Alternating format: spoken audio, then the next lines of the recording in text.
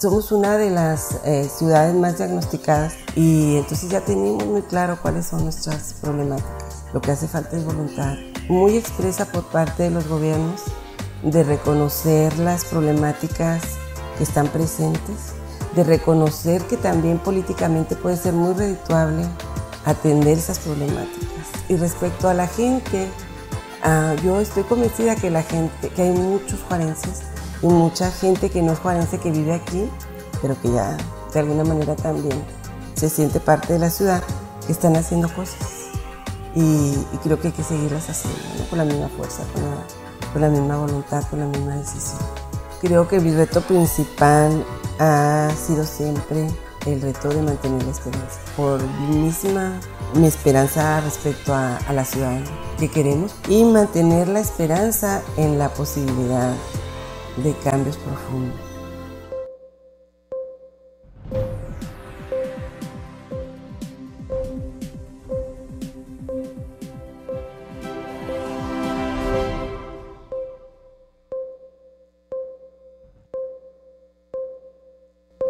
Amigos, muchísimas gracias por acompañarnos en otra emisión más de Vida Académica.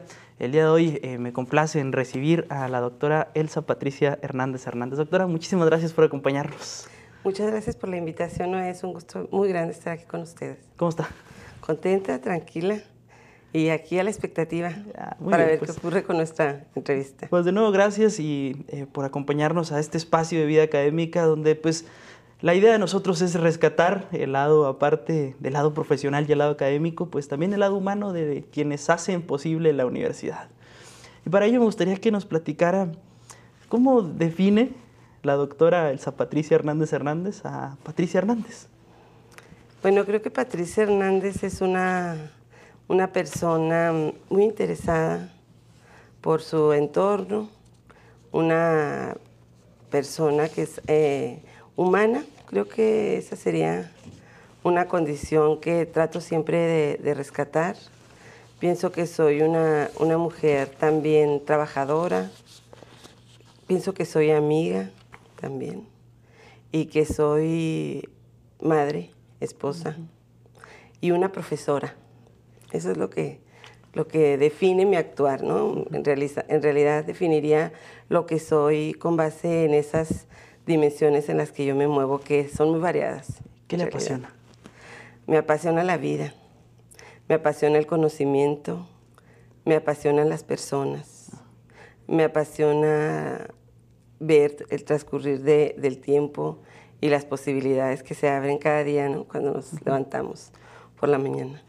Chihuahuense de nacimiento, pero ya juarense.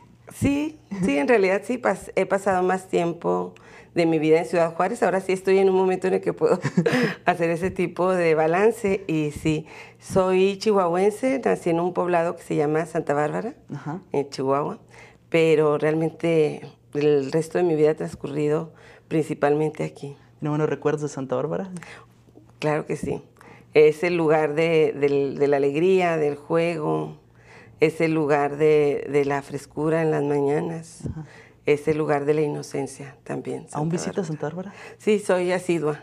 Las vacaciones son allá casi siempre. ¿Cómo es Santa Bárbara? Santa Bárbara es un pueblo minero, es un pueblo donde la gente vive de su trabajo, un trabajo que es además bastante riesgoso. Entrega de parte de la gente que está ahí siempre, parte de lo que ocurre es esa entrega, ¿no? Cada día también en un trabajo que es de alto riesgo, como es la minería. Pero también es un lugar pequeño donde es posible cultivar amistades, es un lugar donde se valora muchísimo la historia. La gente de Santa Bárbara es muy orgullosa, porque decimos allá que somos el poblado más antiguo del estado, pero estamos en una controversia ahí con el Valle de Allende, que también disputa ese lugar. ¿Cuánto tiene en Ciudad Juárez? En Ciudad Juárez llegué aquí en el 86, entonces tengo ya bastantes años. ¿Y qué es lo que decide? Bueno, en el caso de, me imagino que venía con ¿venía sola? ¿Venía con su familia? No, estaba recién egresada de la universidad. Entonces llegué aquí y llegué a casa de mi abuelita porque necesitaba un lugar donde trabajar. En Santa Bárbara intenté ser profesora por 6 meses, pero ni siquiera había la posibilidad de una remuneración. Estaba yo recién egresada, había estudiado comunicación y me di cuenta que tenía que buscar otros horizontes. Y llegué a Juárez así, buscando un lugar de trabajo. ¿Por qué comunicación? Estudié comunicación porque no pude ser maestra normalista. Ajá. Al inicio eso fue lo que intenté. Estaba recién egresada de la secundaria, entonces uno podía acceder a la normal de inmediato. Y fui y hice los exámenes, pero en la entrevista me dijeron que era demasiado joven. Me gradué a los 14 años de la secundaria. Entonces me dijeron que no era posible, que a los 18 fuera yo a estar frente a un grupo. Uh-huh. Entonces decidí hacer la preparatoria y en el camino encontré esta carrera que hasta la fecha me apasiona muchísimo.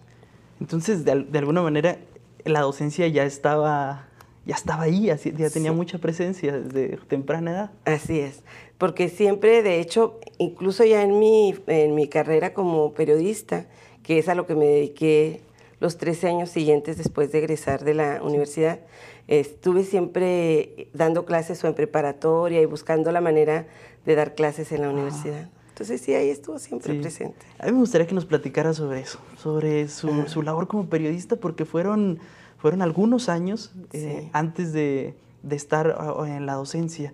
¿Cómo fueron esos años?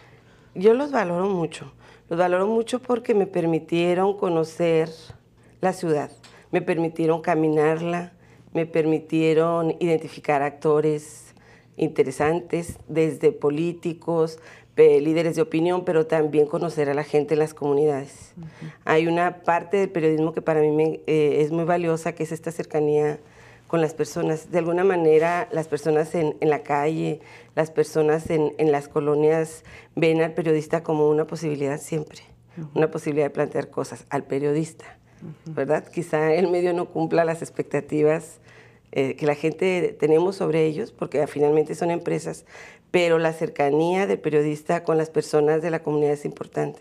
Entonces esos años fueron como de reconocimiento de problemáticas, de reconocimiento de ese valor que tiene la gente de Ciudad Juárez y esta necesidad de conocer el territorio en el que me muevo. Creo que sirvió mucho para las tareas que realicé posteriormente. Sí.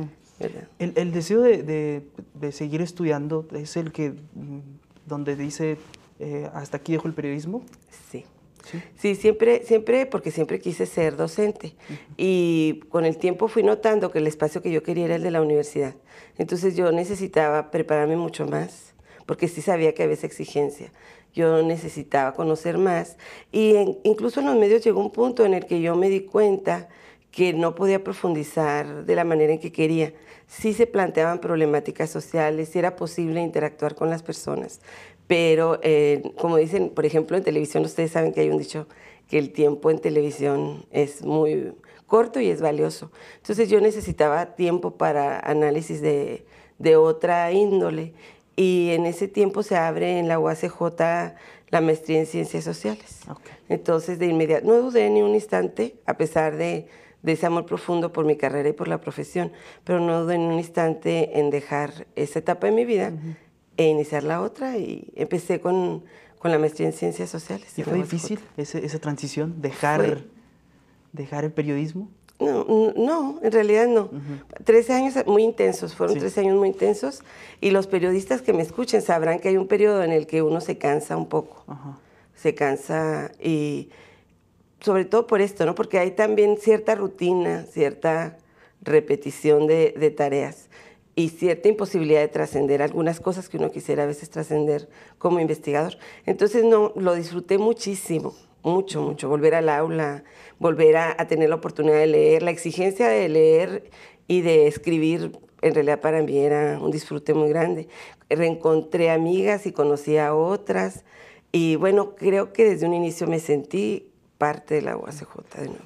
¿Cuánto ha cambiado Elsa Patricia Hernández de salir de Santa Bárbara a ejercer periodismo, a la docencia, al trabajo de investigación? ¿Cuántos cambios que encuentre que tal vez no imaginó en el espacio de, por ejemplo, encontrarse en el aula, de compartir con los alumnos? Yo creo que el cambio ha sido, por ejemplo, en el reconocimiento de ciertas cuestiones que yo no tenía claras en aquel tiempo, ¿no? Uh-huh. O sea, reconocer el valor de la perseverancia en este punto, reconocer el valor también de conservar a la niña. Yo digo que esa niña de Santa Bárbara tiene que estar ahí presente siempre, ¿verdad? O sea, yo la busco cuando de pronto me pongo muy seria. Y yo creo que esa es como la... El cambio ha sido más bien en reconocer que incluso los errores son valiosos y son parte de lo que nosotras, las personas, somos. Muy bien, pues vamos a hacer nuestra primera pausa. Vamos a seguir platicando aquí en Vida Académica con la doctora Elsa Patricia Hernández Hernández. Le invito a que se quede con nosotros. Ya volvemos aquí en Vida Académica.